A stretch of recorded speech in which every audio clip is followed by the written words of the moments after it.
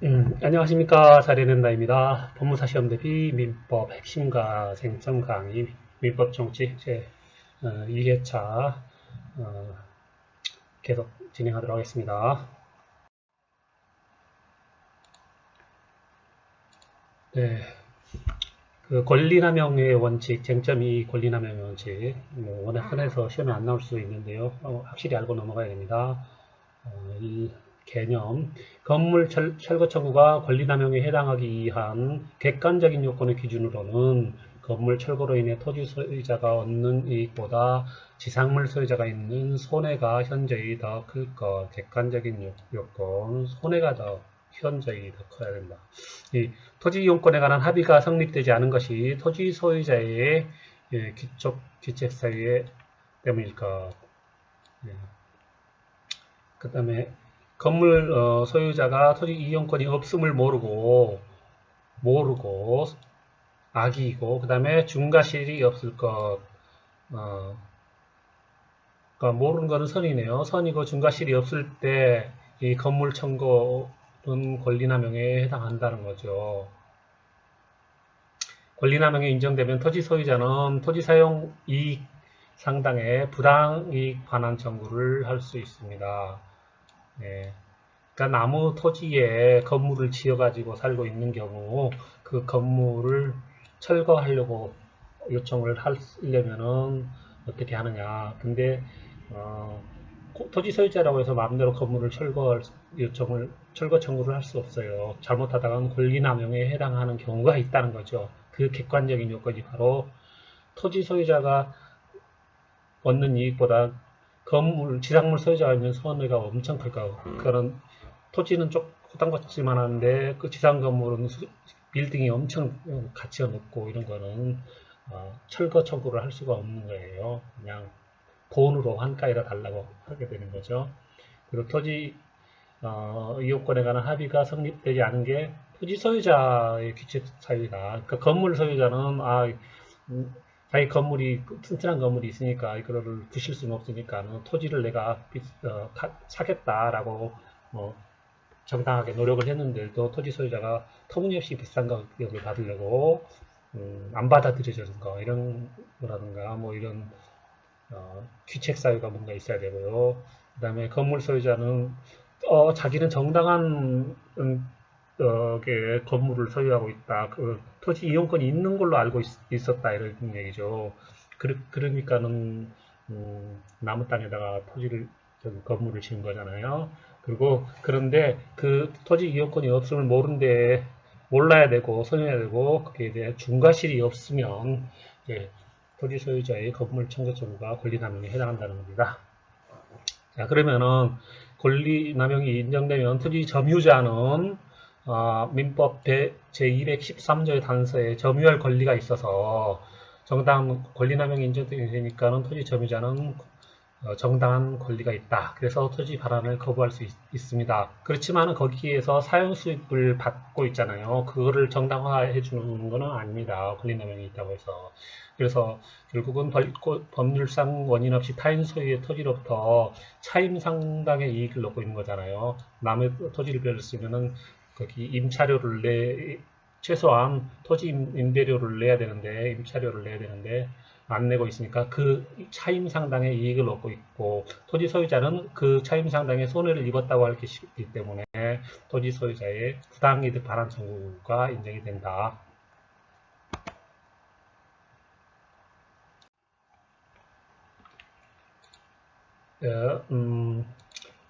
권리남용에 해당하는 그런 긍정하는 판례가 있습니다. 핵심 키워드로는 동시이행권 항변을 남용한다거나 그런 판례가 있고 변전선 철거 청구에서 지상물 철거 청구권을 남용한 거다. 그리고 일치권 부존재 확인 이것도 그렇고요. 자, 2014년 판례 보겠습니다.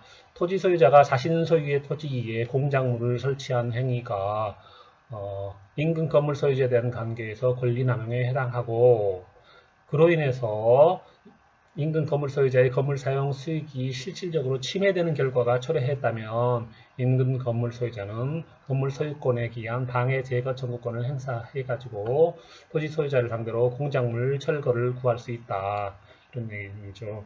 아무리 토지 소유자가 자기 소유권에 기해서 공작물을 설치한다 하더라도 너무 예를 들어 그 토지가 앞에 있고 A 토지 앞에 있고 그 B 토지에 건물이 있다고 볼 때 A 토지 소유자가 그 앞에 너무 크게 공작물을 아주 큰 거를 지어서 B 토지 소유자의 건물 사용 수익이 실제로 침해된다면은 건물 소유권에 기해서 B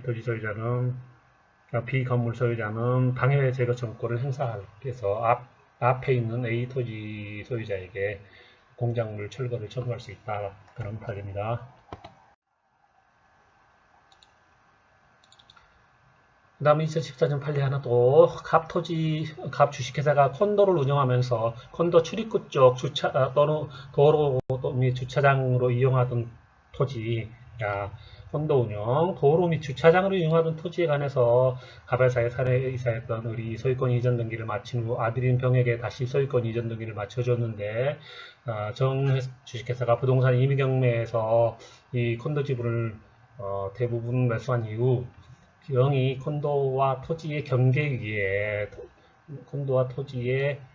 위에다가 블록으로 화단을 설치를 해서 그리고 그에 쇠파이프 등 철제 구조물을 설치한 이런 사건에서 재반 사정에 비춰서 병이 구조물을 설치한 행위, 이게 구조물이 공작물이에요. 외형상으로는 정당한 권리 행사로 보이나 실질적으로는 토지가 자기 소유임을 기화로 자기 소유임을 이용해서 정회사 소유인 콘도, 즉 뒤에 있는 건물 소유권의 소유자의 사용 수익을 방해하고 그리고 정회사에게 고통이나 손해를 줄 목적으로 행한 것이라고 볼 수밖에 없으므로 정의 구조물 설치 행위는 정당한 권리 행사의 한계를 벗어난 것으로 권리 남용에 해당한다고 볼 여지가 충분하다. 그래서 뒤에 있는 정회사는 갑회사에게 블록을 설치한 화단을 설치한 병에게 그 화단 철제 구조물 철거 청구를 할 수 있다. 이런 판례예요.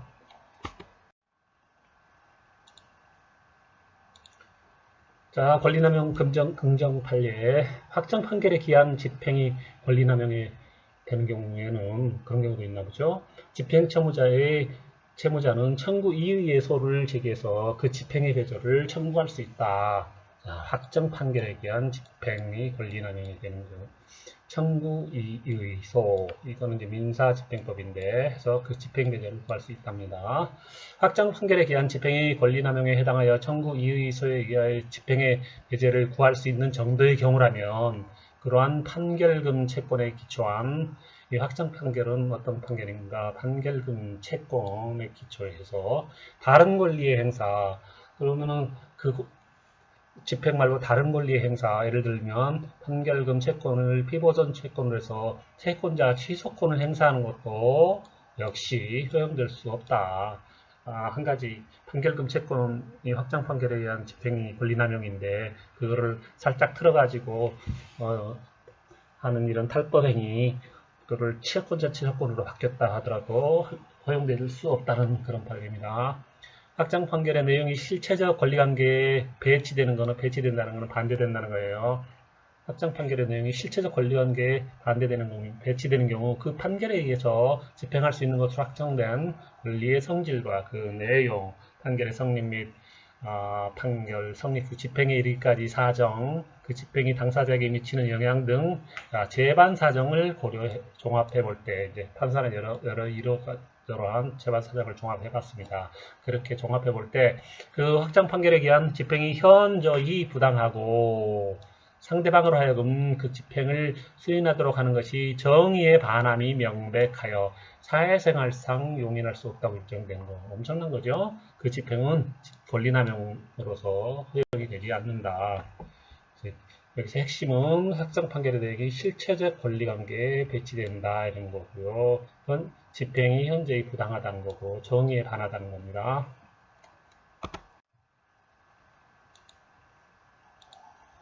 그 다음 채권자가 연대보증인 중 1인에 대한 소송에서 그 변론 종결 전 보증채무액의 일부가 변제됐는데도 전부의 지급을 명한 판결을 받고 그 후 나머지 채무도 변제되었으나 확정 판결에 기한 강제집행을 신청한 경우 도둑놈이죠. 이건 권리남용에 해당한다.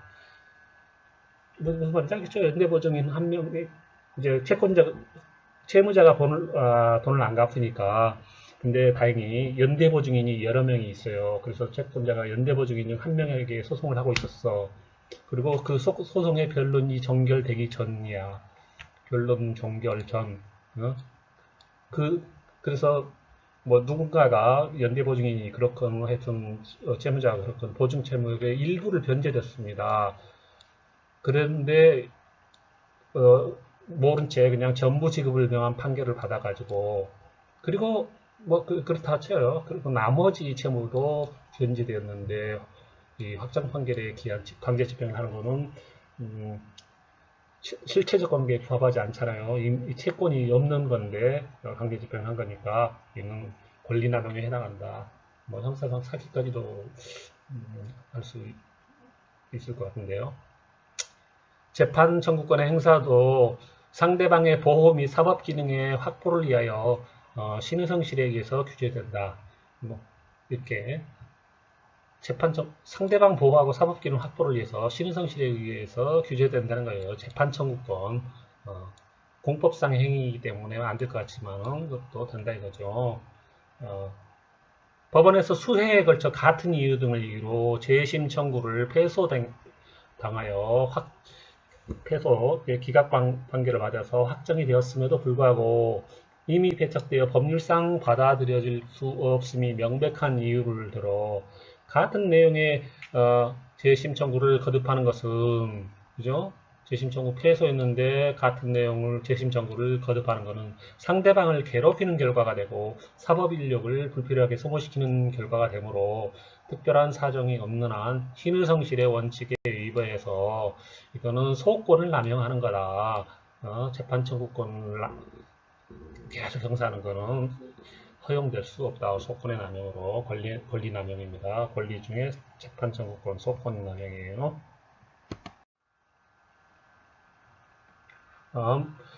법정 지상권자라 하더라도 대지 소유자에게 지료를 지급할 의무는 있습니다. 건물 철거 청구는 안 당하더라도 대지 소유자에게 지료를 지급할 이게 이제 차임이죠 뭐. 법정 지상권이 있는 건물의 양수인, 그거를 이제 건물 양수인으로서는 장차 법정 지상권을 취득할 지위에 있어 대지 소유자의 건물 철거 또는 대지 인도 청구를 거부할 수 있다. 그렇죠? 일단 법정 지상권자는 건물을 철거당하지 않아요. 그러니까 그 건물의 양수인도 마찬가지로 건물 철거당하지 않고 대지 인도 청구를 거부할 수가 있습니다. 그러나 그 대지를 남은 땅을 사용하고 있으니까 점유 사용함으로 인해 얻은 이득은 부당이득으로서 지료 상당의 그 이득을 대지 소유자에게 반환할 의무가 있다. 부당이득을 반환할 의무가 있다. 거꾸로 얘기하면은 대지 소유자는 법정지상권자나 또 그 법정지상권자의 양수인에게 지료 상당의 부당이득 반환 청구를 할 수 있다는 거죠. 갑이 자신의 토지에 불법으로 건물을 소유하고 있는 을을 상대로 건물 철거를 청구하는 것이 권리남용에 해당한다 하더라도 갑은 특별한 사정이 없는 한 을에 대해서 임료 상당의 부당이득을 반환 청구를 할 수 있다. 그러니까 권리남용하고 임료 상당의 부당이득 반환 청구는 별개다 이런 얘기예요. 아무리 권리남용에 하더라도 부당이득 반환 청구를 할 수 있다.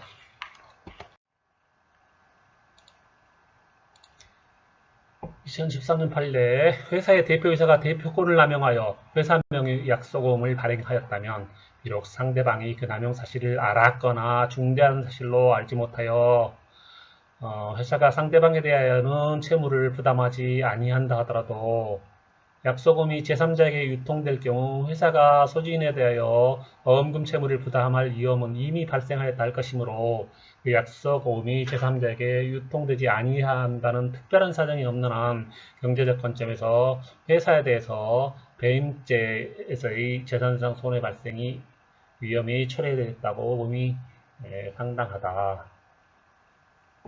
즉, 그래서 핵심 뭐냐면 회사 대표이사가 대표권을 남용해서 회사명의 약소금을 발행했다면 이미 그 회사로서는 어음금 채무를 부담할 위험이 발생했기 때문에 그 대표이사의 행위는 회사에 대한 배임죄에 해당하고 그러므로 그전 재산상 손해 발생에 대한 책임을 져야 된다는 거죠. 여기서 이제 비록 이걸 꼬는 거잖아요. 비록 상대방이 그 남용 사실을 알았거나 중대한 사실로 알지 못해가지고 상대방이 이제 회사가 그 상대방에게 채무를 부담하지 아니하는 그런 운 좋은 결과가 있다 하더라도 이미 그런 짓을 저지른 행위에서 기수에 범죄 기수에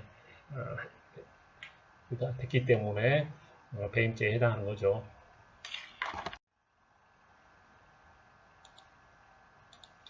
다음 송전선 판례.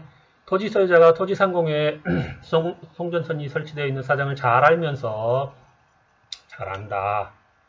토지 소유자가 잘 안다는 건요 악이죠. 그 토지를 취득한 후 13년이 경과했는데 그러고 송전선을 철거를 청구한 사항. 한전이 그 토지상공에 당초에 송전선을 설치함에 있어서 적법하게 그 상공의 공간 사용권을 취득하거나 당초에 공간 사용권을 취득하거나 그에 따른 손실을 보상하지 아니해서 그 다음에 그러니까는 그 송전선 설치는 설치 당시부터 불법 점유라고 볼 수 있으므로 이 토지 소유자의 송전선 철거 청구가 권리남용에 해당하지 않고 그래서 토지 소유자가 송전선이 설치된 토지를 농지로만 이용했다고 하더라도 그 소유권을 행사함에 있어서 아무런 장애를 받지 않았다고 할 수는 없다 이거죠. 어쩔 수 없이 뭐 농지로 한 거니까 뭐 농사지어서 잘 곡식을 얻어먹었으니까는 뭐 소유권 행사에 장애를 받지 않았지 않냐라고 주장하는데 그건 말이 아니다. 그 송전선 가설로 인해서 그 토지 상공에 대한 구분지상권에 상응하는 임료 상당의 손해를 입었다는 거죠. 그러니까는 13년 아무 필요 없고요. 그 토지 소유자가 그 사정을 잘 알았다고 해서 아무 필요 없습니다. 결국 한전이 당초에 적법하게 구분지상권 아시죠? 그 토지상의 상공, 어느 몇 미터 이상의 상공에 대해서 공간 사용권을 취득을 해야 되는데 그걸 안 했기 때문에 구분지상권 상당, 임료 상당 손해를 토지 소유자는 입었다. 그래서 부당이득 반환 청구를 할 수 있다.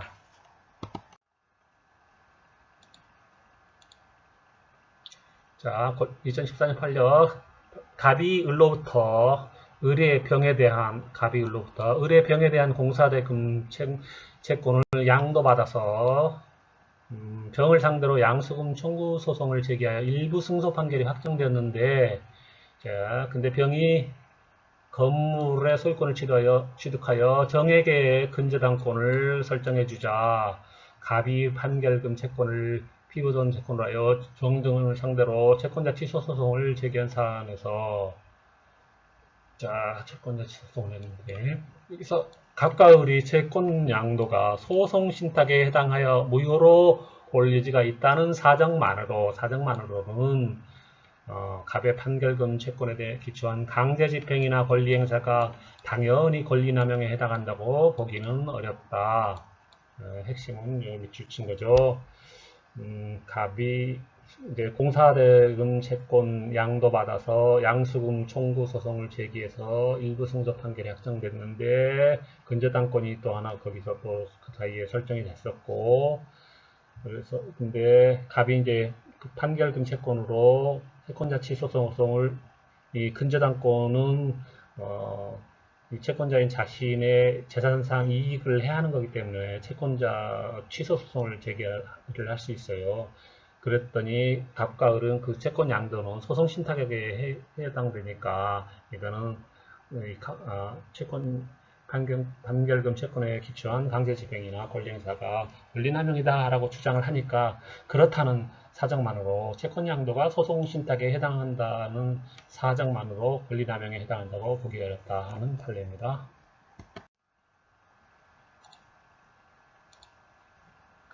자, 2014년 판례.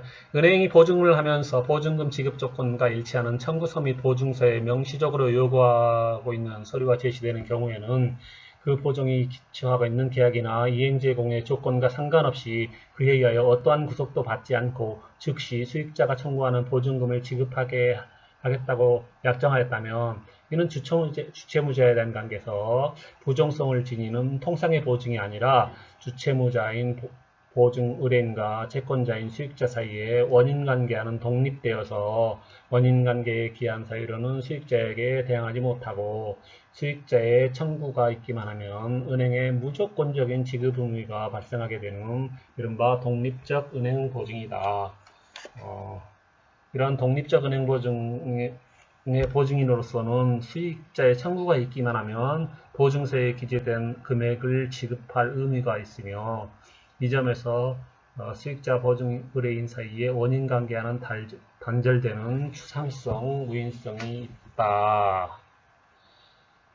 이야, 참 복잡한 판례네요. 이게 은행이 보증을 요구하면서 청구서에 요구하고 있는 서류 제시되는 경우에는 보증이 기초하고 있는 계약이나 이행제공의 조건과 상관없이 어떠한 구속도 받지 않고 즉시 수익자가 청구하는 보증금을 지급하겠다고 약정했다라면 이거는 통상의 보증이 아니라 독립적 은행 보증이다. 어떤 은행 보증이냐? 수익자의 청구가 있기만 하면 은행이 무조건적으로 지급할 의무가 발생되는 독립적 은행 보증이다. 이거는 원인관계와 단절되는 추상성, 무인성이 있는 은행 보증이라는 판례네요.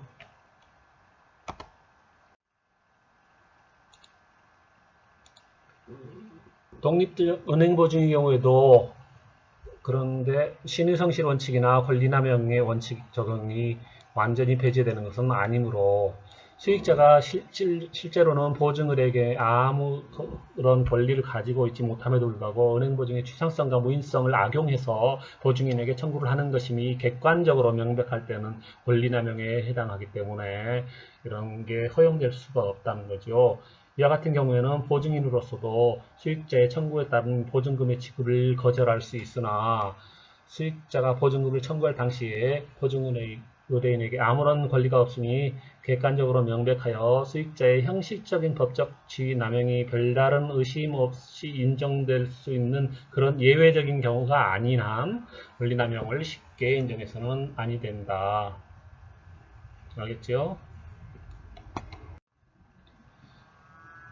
자, 어떤 상표가 정당하게 출원 등록된 이후에 등록상표와 동일 유사한 상표를 그 지정상품의 동일 유사한 상품에 정당한 이유 없이 사용한 결과 그 사용상표가 국내 일반 소유자들에게 알려지게 되었다고 하더라도 그 사용상표와 관련해서 얻은 신용과 고객 흡입력은 등록상표의 상표권을 침해하는 행위에 의한 것으로서 보호받을 만한 가치가 없다. 예, 무슨 말이냐면은 어떤 상표가 이미 출원 등록됐어요. 근데 유사 상표를 해가지고 얘가 오히려 나중에 유사하게 한 애가 장사를 너무 잘해서 정당 상품과 동일한 상품보다 더 잘 알려져서 유사 상표가 국내 일반 소유자에게 알려주는 그래서 손님이 많이 오는 그런 결과 그런 어떤 신용과 고객 흡입력이 발생하더라 하더라도 이거는 보호받을 만한 가치가 없다. 그런 내용이에요. 그래서 그런 상표 사용을 용인한다면 우리 상표법이 취하고 있는 등록주의 원칙의 근간을 훼손하게 되므로 원래 상표권자가 상표 사용자를 상대로 한 등록 상표권에 기초한 침해 금지, 손해배상 청구 등 청구가 권리남용에 해당한다고 볼 수 없다. 상표권 행사가 권리 행사의 외형을 갖췄다 하더라도 상표 제도의 목적을 일탈해서 하는 것은 법적으로 보호받을 만한 가치가 없다고 인정된 경우이기 때문에 이런 등록 상표에 관한 권리 남용으로서 허용되지 않는다.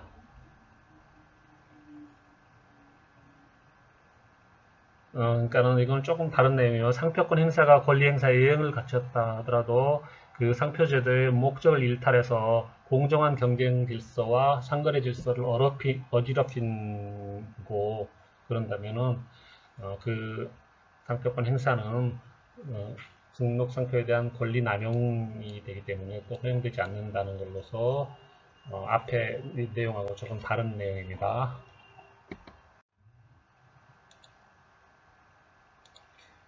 자, 계약의 성립의 기초가 되지 아니한 사정이 그 후 변경되어 일방 당사자가 계약 당시 의도한 계약 목적을 달성할 수 없게 됨으로써 손해를 입게 됐다 하더라도 특별한 약정이 없는 한 그 계약 내용의 효력을 그대로 유지하는 것이 신의 측에 반한다고 볼 수도 없다. 그러니까는 사정 변경이라는 거는 어떤 사정이 변경된 게 아주 그대로 그거를 유지하고 주장한다고 하면은 계약 당사자에게 너무나 가혹하게 된 경우에 그 사정 변경을 인정해서 그게 권리 남용이 되기 때문에 계약을 부정하는 그런 게 사정 변경의 원칙인데, 근데 그런 계약 성립의 기초가 되지 않은 사정이 그 후에 변경돼 가지고 계약 목적을 달성하게 돼서 손해를 입었다 하더라도 그거는 사정 변경 원칙에 해당하지 않기 때문에 원래의 계약 내용의 효력을 그대로 유지하는 것이 신의 측에 반한다라고 볼 수는 없는 거죠. 자, 문제에서는 이렇게 좀 짧게 또 나왔어요. 계약 성립의 기초가 되지 않은 사정이 그 후 변경되어 일방 당사자가 계약 당시 의도한 계약의 목적을 달성할 수 없게 됨으로써 손해를 입은 경우 사정 변경을 이유로 계약을 해지할 수 없다. 부동산 매매 후 법령의 개정으로 매수인이 의도한 건축이 곤란하게 된 경우 매수인은 사정 변경을 이유로 매매 계약을 해지할 수 없다. 당연한 거죠. 이미 매매가 끝났는데 나중에 법이 바뀐 거를 뭐 누가 책임진 거야. 그래서 안 되는 거죠. 매수인은 매매 계획 없었던 걸로 해지할 수 없다. 사정 변경을 이유로 보증계약을 해지할 수 있는 것은 포괄 근보증이나 한정 근보증과 같이 채무역이 불확정적이고 계속적인 거래로 인한 채무에 대해서 한 보증에 한한다.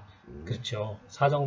사정 변경이 적용되는 계약은 기간이 있어야 돼요. 어느 정도 기간, 어느 그 기간 동안에 사정이 변경됐다 하는 거지. 그냥 한 번에 계약이 끝나는 거에는 이런 게 적용될 게 법리상 말이 안 되는 거죠. 그러니까 채무액이 불확정적인 거, 어느 시기, 처음 이제 근저당권 같은 게 그렇습니다. 그 채권 최고액만 그렇게 있다가 어느 시점에서 딱 이제 그 시점에서의 채무가 얼마냐 이거 확정해서 채권을 정하는 거거든요. 그래서 불확정적이고 또 계속적인 거래 이런 경우에 사정 변경 원칙인데, 회사에 이사로 재직하면서 보증 당시에 그 채무액과 변제기가 특정되어 있는 회사의 확정 채무에 대해서는 보증을 한 후 이사직을 사임하였다 하더라도 사정 변경을 이유로 보증계약을 해지할 수 없다. 여기서 핵심은요, 회사 이사 재직하고요, 보증 당시에 그 채무액과 변제기가 특정되어 있어서 이런 확정 채무이기 때문에 이거는 그 불확정 채무가 아니므로 사정 변경을 이유로 보증계약을 해지할 수 없다. 자, 이건 좀 많이 헷갈리는데, 회사의 이사는 이사로서 한 거는 원칙상으로는 제3자의 대한 계속적 거래로 인한 채무를 연대 보증한 경우에는 재직 후에도 책임을 져야 됩니다. 계속적 보증. 그런데 어떤 사정 변경을 이유로서 책임을 안 지려면은 그게 어떤 요건이냐면은 그 재직 중에 생긴 채무만을 책임지기 위해서는 그가 이사 지위 때문에 부득이 어쩔 수 없이 뭐 회사의 채무를 연대 보증하게 된 거, 그리고 그 다음에 상대방은 그 거래를 할 때마다 그 거래 당시 회사에 재직하고 있던 이사 등의 연대 보증을 새로이 받아왔다. 그러니까 이거는 뭐냐면은 새로이 받았다는 얘기는 1년마다 보증할 때마다 다시 받았다는 거는 그 상대방 회사의 입장으로서는 그전 거는 이제 기간이 끝나면은 끝난 걸로 연대 보증이 끝난 걸로 서로 알고 있는 거예요. 그래서 또 새로운 회계연도에 아직도 이사를 최종하고 있기 때문에 다시 또 이제 어쩔 수 없이 연대 보증할 때 또 그 서류를 받아왔단 말이에요. 그런 특별한 사정이 있는 경우에는 이제 회사를 그만뒀으니까 이제는 저기 연대보증 채무를 지지 않는다. 이런 특별한 사정. 그런 특별한 사정이 있을 경우만 요하고 그러한 사정이 없는 경우에는 연대보증에까지 그 책임 한도가 제한되는 것으로 해석할 수는 없다. 그러한 특별한 사정이 없는 경우에는 책임이 제한되지 않는다. 이런 내용입니다. 보증 한도액이 정해진 계속적 보증계약의 경우 보증인이 사망했다 하더라도 보증계약이 당연히 종료되는 것은 아니다. 특별한 사정이 없는 한 상속인들이 이 보증인의 지위를 승계한다고 볼 것이나, 그렇죠. 보증 한도액이 정해지고 진 계속적 보증인은 상속인이 보증인의 지위를 승계하기 때문에 그 상속인이 빚을 갚아야 돼요. 보증기간과 보증 한도액이 정함이 없는 계속적 보증, 이거는 이제 보증인이 사망하면은 이때는 보증인의 지위가 상속인에게 상속된다고 할 수 없고, 그러나 이미 기왕에 발생된 보증채무, 아버지가 돌아가시기 전에 보증채무만이 상속된다. 이거 아주 중요합니다.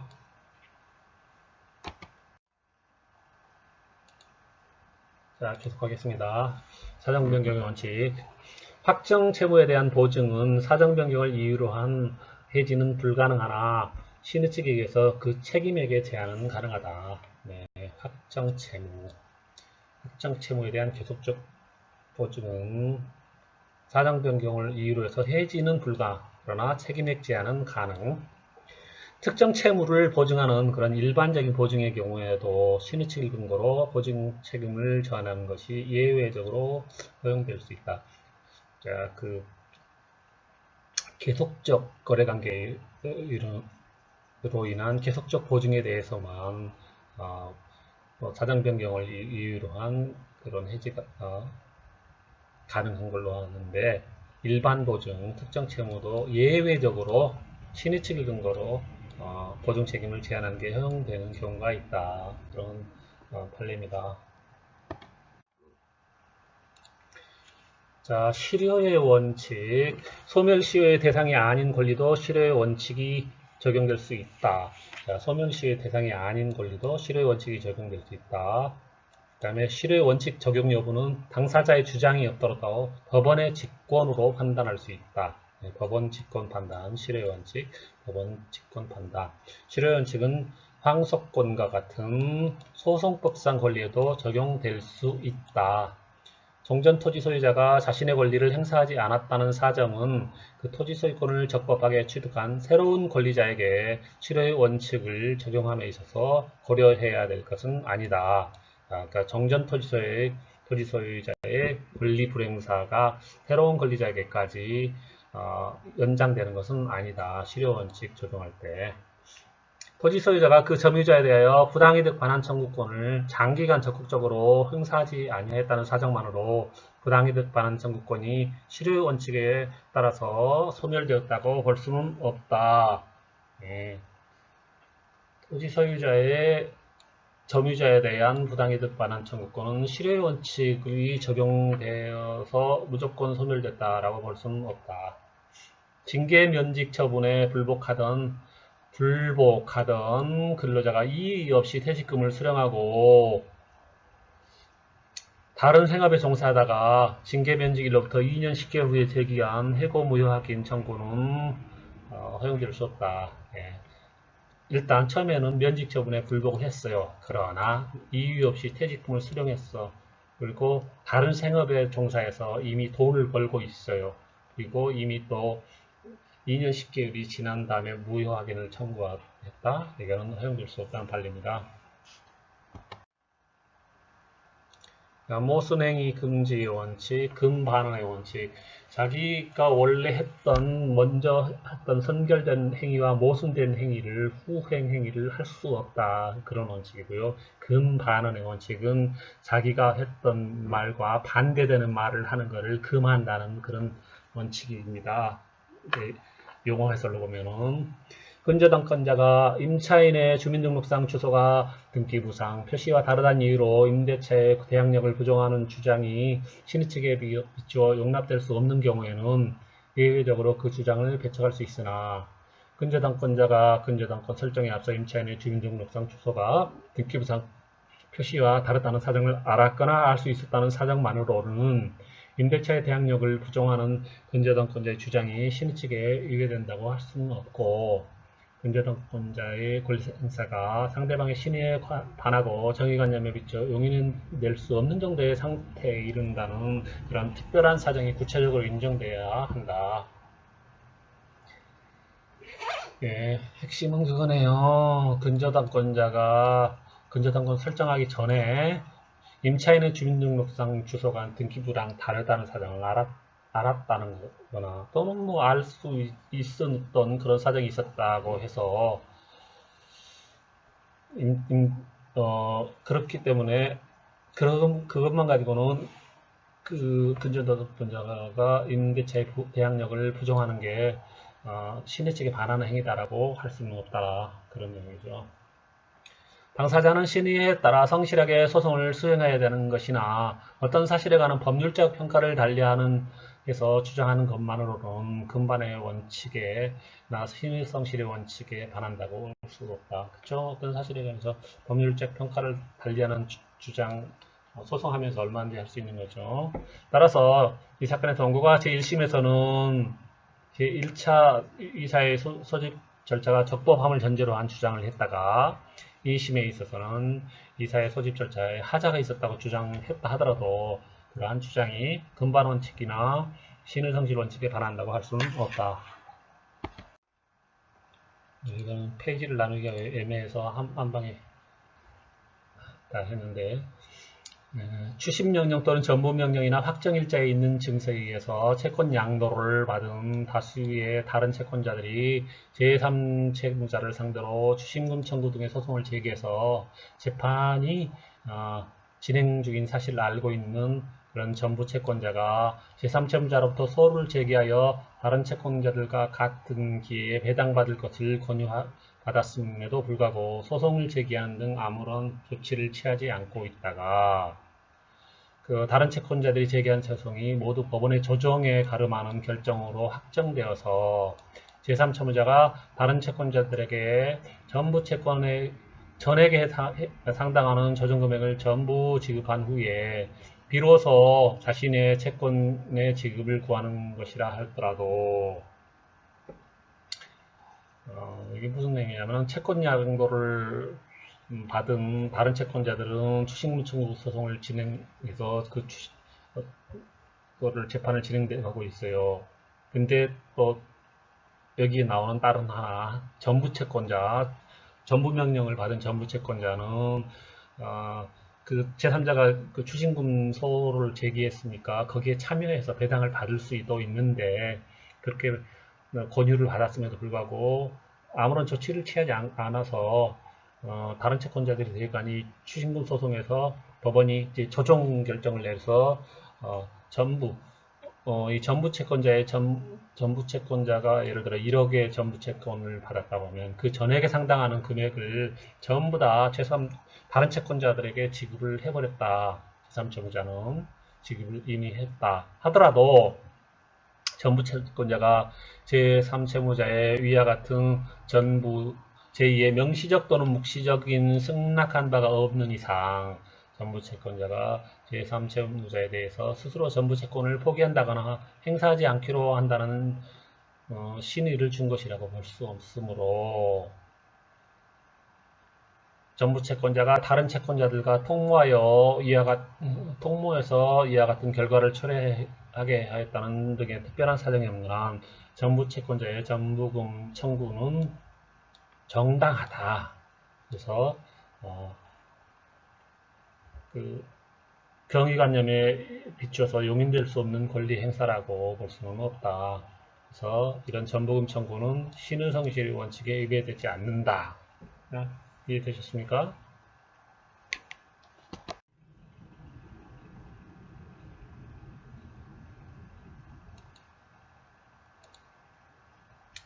자, 그럼 제3장 권리의 주체에 대해서 배우면 거기에 자연인의 권리 능력부터 봅니다.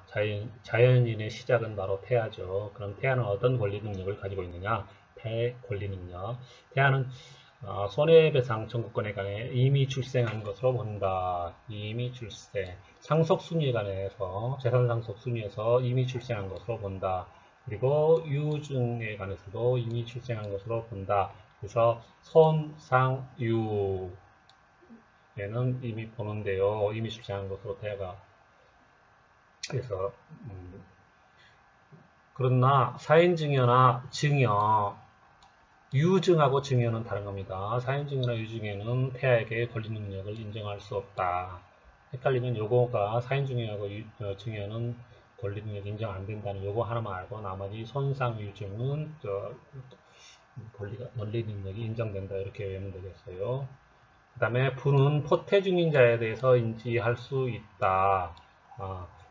어머니 배에 있는 그런 태아에 대해서 얘는 내 자식이라고 아직 태어나지도 않았는데 인지할 수 있다는 거죠. 그리고 그렇지만은 부는 태아를 인지할 수 있지만 태아가 이 사람이 내 아버지라고 인지를 청구할 수 있는 인지 청구권은 인정되지 않는 거다. 왜냐하면 태아는 아직 태어나지 않았기 때문에. 즉 태아에게는 손해배상 청구, 상속수지, 유증은 인정되지만 인지 청구권은 인정되지 않는다는 거죠. 그 다음에 그런 민법상의 이런 제한 능력자에 대한 규정에 관한 그런 능력은 강행 규정이다. 제한 능력자 관련 규정은 강행 규정이다.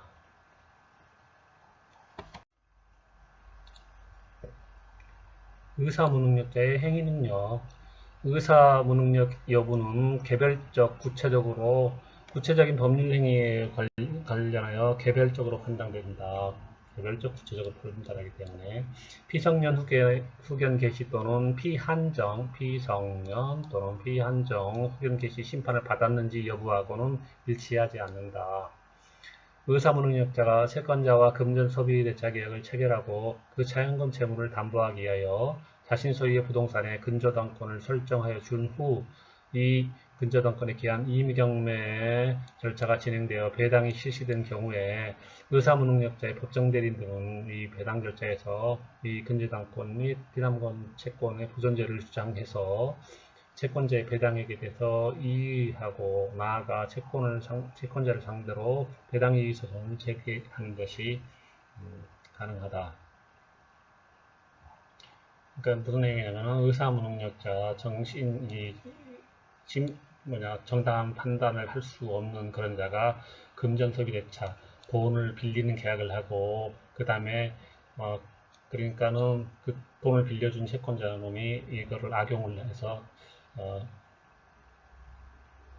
근저당을 설정을 한 거예요. 그 의사무능력자의 재산에 대해서. 그리고 경매까지 넘어가 버렸어요. 그리고 배당까지 지나갔습니다.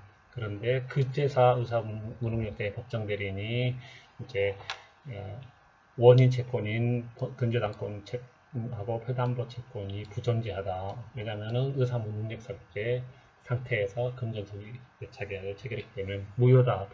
그래서 피담보 채권이 부존재한다고 주장을 하고 그 다음에 배당액에 대해서 이의를 하고 채권자를 상대로서 이미 배당받았으니까 배당 이의 소송을 제기할 수 있다. 이런 내용입니다. 의사능력이 없는 미성년자가 법정 대리인으로부터 특정한 영업을 허락받은 경우에도 모두 무효이다. 여기서 뭐 특정한 영역 허락 막 이렇게 헷갈리게 하는데 그건 필요 없고요. 의사 무능력이 없는 거 아주 강한 결정적인 그런 문제점이기 때문에 행위 능력이 없어요. 정신 정당한 판단을 없는 심신상실 상태에 있는 사람인데 그런 의사무능력 행위는 아예 애초부터 무효이기 때문에 법정 대리인이 그거를 영업을 허락을 할 수가 없습니다.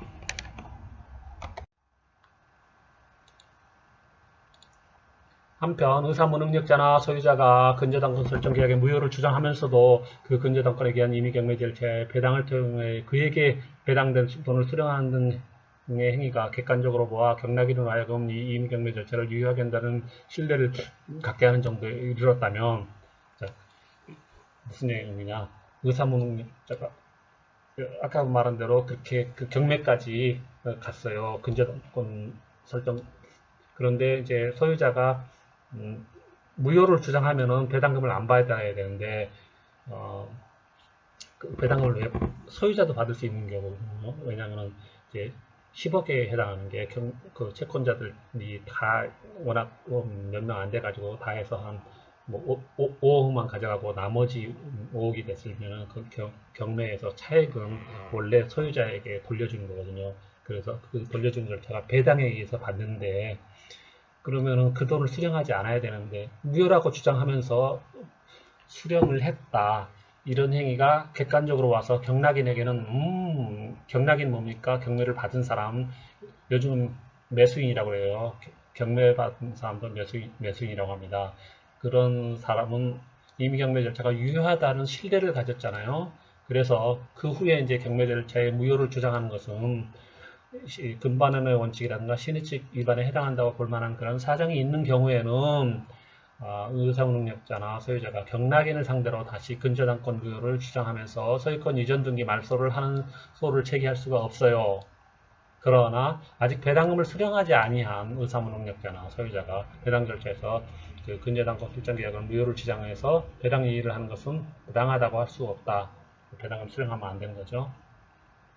의사무능력자가 그러니까 자기 그러니까 행동과 반하는 걸 하잖아요. 무효라고 하면서 돈을 받은 그런 선행 행위와 무효 주장하는 거는 반대되는 거기 때문에 금반환의 원칙에서 안 되는 거예요, 사실. 또 의사무능력자가 근저당 설정을 위한 경매 배당 절차에서 자신이 체결한 근저당권 설정 계약의 무효를 주장하면서 배당 이의를 할 수 있다. 예, 핵심이에요. 짧게 줄이면은 의사무능력자가 근저당권 설정에 의한 경매 배당 절차에서 자신이 체결한 근저당권 설정 계약의 무효를 주장을 할 수 있어요. 그리고 배당받은 사람들에게 니들 배당받은 거 다 무효야, 안 돼, 이 일을 할 수 있다.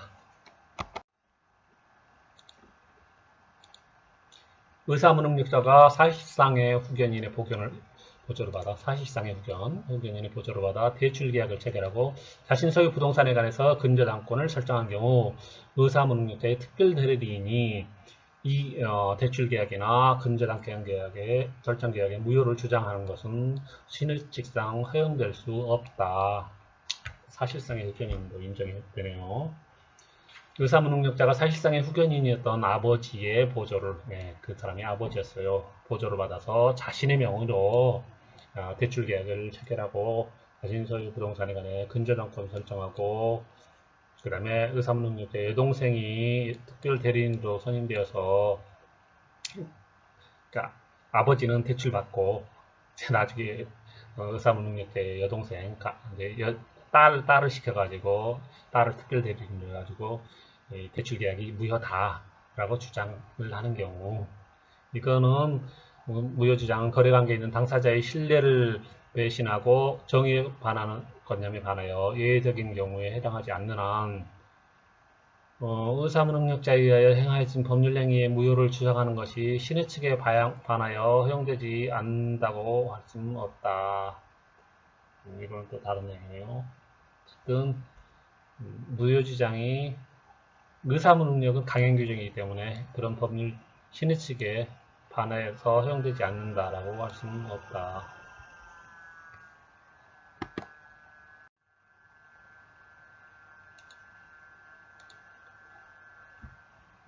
어떤 법률 행위가 그 일상적인 의미만을 이해해서는 알기 어려운 특별한 법률적 의미나 효과가 부여되어 있는 경우 의사 능력이 인정되기 위해서는 그 행위의 일상적인 의무뿐만 아니라 법률적인 의미나 효과에 대해서도 이해할 수 있을 것을 요한다. 그거를 이해해야 의사 능력이 인정이 된다. 그러므로 의사 능력을 흠결한 상태에서 체결된 금전 소비대차 계약 및 근저당권 설정 계약은 무효이다. 무능력자 책임을 제한하는 민법 제141조 단서는 부당이득에 있어서 수익자의 반환 범위를 정한 민법 제748조의 특칙으로서 무능력자의 보호를 위해서 그 선의악의를 묻지 아니하고 무능력자 보호죠. 선악의를 묻지 않고 그 반환 범위를 현존 이익 범위에 한정시키는데 취지가 있으므로 의사능력 흠결을 이유로 법률행위가 무효가 되는 경우에도 유추되어야 할 것이다. 그러나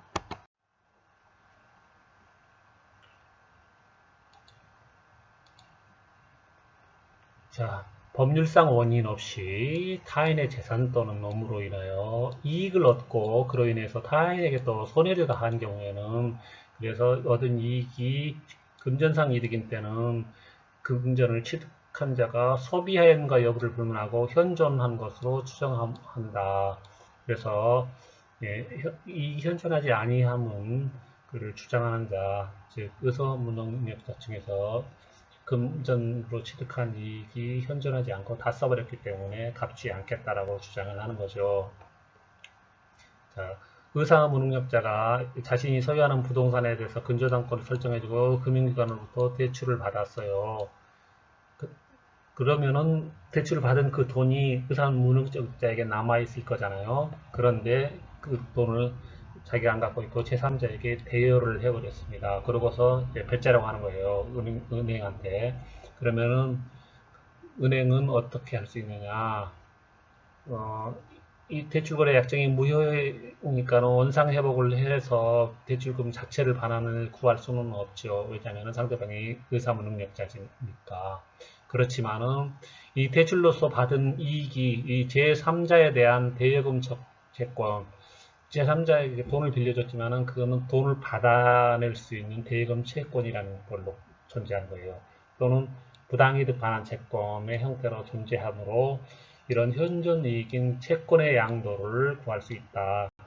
그러니까는 의사는 무능력자가 나 돈 다 빌려줘가지고 돈 없어 못 갚아 하니까 그러면은 그 제3자에게 빌려준 대여금 채권을 나한테 양도를 해라 은행한테 이렇게 구할 수 있다는 거죠.